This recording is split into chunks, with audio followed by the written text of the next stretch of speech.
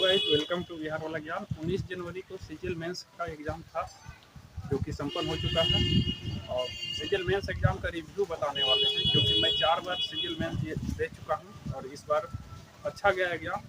और अगर बात करें सेक्शनल तो सेक्शन 1 में जो होता है रीजनिंग और मैथ का, उसमें मैथ में मैं 30 में 30 किया हूँ, रीजनिंग में 30 में 30 किया हूँ। सेक्शन 2 में आता है इंग्लिश और जीके। तो इंग्लिश में 45 होता है क्वेश्चन, 45 में से 45 किया हूँ। जीके में 25 क्वेश्चन होता है, उसमें से मैं 15 क्वेश्चन किया हूँ। अब बात रह गया मॉड्यूल सेकेंड का, जिसमें कंप्यूटर आता है। तो कंप्यूटर इस बार इतना टफ था कि जिसका computer science and engineering background रहेगा वही सही कर पाएगा।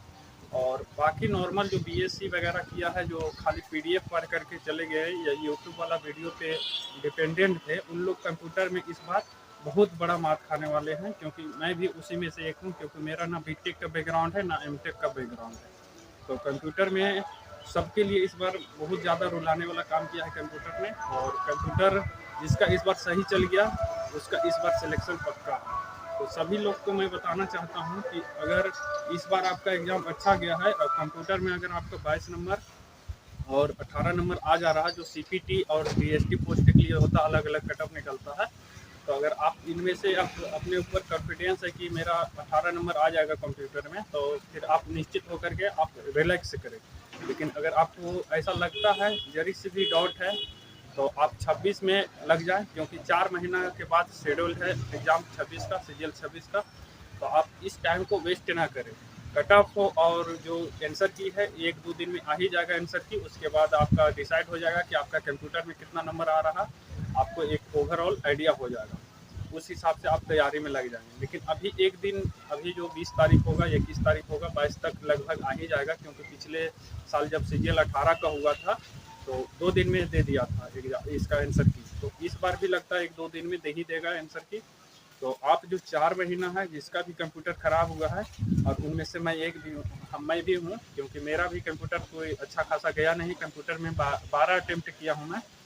और क्योंकि अटेम्प्ट ज़्यादा इसलिए नहीं लिया कि नेगेटिव चला जाएगा, तो पिछले बार मेरा कंप्यूटर में एक क्वेश्चन गलत हो गया ज़्यादा, इस कारण से आउट हो गया हूँ सीजीएल। ओवरऑल कट ऑफ मेरा बहुत अच्छा था मार्क्स, जो 356 था आउट ऑफ 390 में। और इस बार भी अटेम्प्ट बहुत अच्छा लिया हूँ और अच्छा गया है। 45 में 45 इंग्लिश में हो जाएगा मेरा। जीके में भी 15 लिया हूँ, तो उसमें से लगभग एक क्वेश्चन या 2 क्वेश्चन गलत होगा, तो वो अच्छा रह जाएगा। इंग्लिश में हो गया है, रीजनिंग में पूरा सही होगा इस बार, और मैथ में भी सही होगा, क्योंकि मैथ भी पूरा किया हूँ। और जो पिरामिड और प्रीज में वाला क्वेश्चन था वो मेरे से गलती नहीं होता है, तो मैथ तो सही कर पाऊंगा।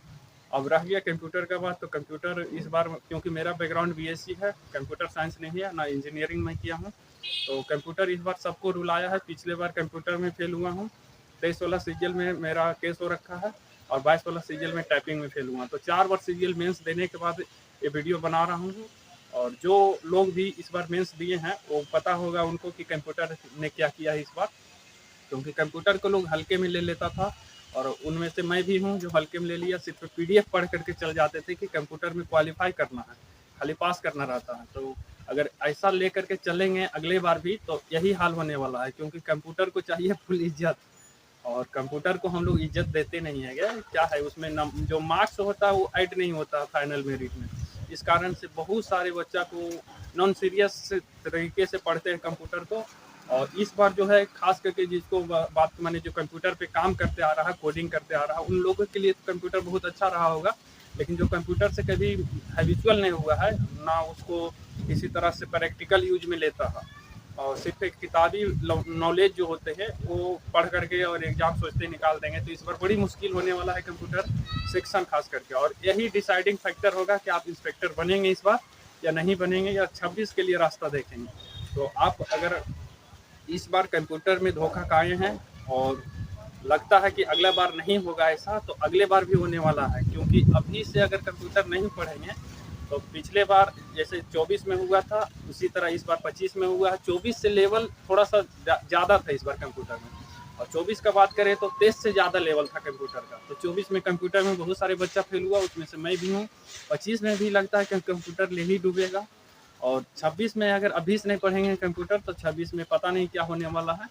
लेकिन अभी हम बोलेंगे कि जैसे हर एक सब्जेक्ट को उतना ही वेटेज देते हैं जितना मैथ को, इंग्लिश को, रीजनिंग को और जीएस को, उतना ही कंप्यूटर को लेकर के चलना। लेकिन आप अगर ऐसा सोचते हैं तो ठीक है, और नहीं सोचते हैं कि कंप्यूटर क्या है नहीं है, तो आप जितना मेहनत कर लें, सीजीएल में मेंस में जो होता है आपका चारों सब्जेक्ट, उसमें अगर फुल स्कोर भी किया है ना, कंप्यूटर में फेल हो गए हैं तो आप ओवरऑल जीरो हो गए हैं, कुछ नहीं कर पाएंगे। क्योंकि मेरा 356 नंबर था पिछले बार सीजीएल 24 में, और इस बार भी मेरा अच्छा खासा नंबर रहेगा, क्योंकि सब सेक्शन में फुल अटेम्प्ट किए हैं। सिर्फ जीके में 15 किए हैं, 10 क्वेश्चन जीके में छोड़े हैं। लेकिन कंप्यूटर लग रहा है कि डगमगा जाएगा इस बार, और वही कारण से फिर वही जा करके जीरो लेवल पे आ जाएंगे। चाहे आप जो भी कर लो, मैथ में, रीजनिंग में, इंग्लिश में फुल, लेकिन कंप्यूटर में अगर आपका एक क्वेश्चन की वजह से भी आपका कटअप नहीं क्लियर कर पाते हैं कंप्यूटर का, तो आप ओवरऑल वही हो जाएंगे। 26 देखेंगे, पिछले बार 24 में हुआ था तो 25 देखें, और 25 में अगर ऐसा हो जाएगा तो 26 देखेंगे।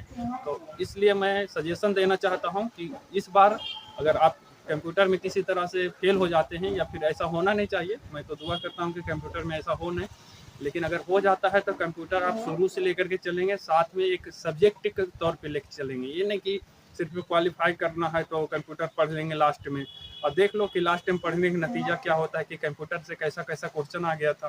किसी को जो बीटेक किया है ना, उसको भी पल्ले नहीं पड़ रहा था कि कंप्यूटर कहाँ से आया है।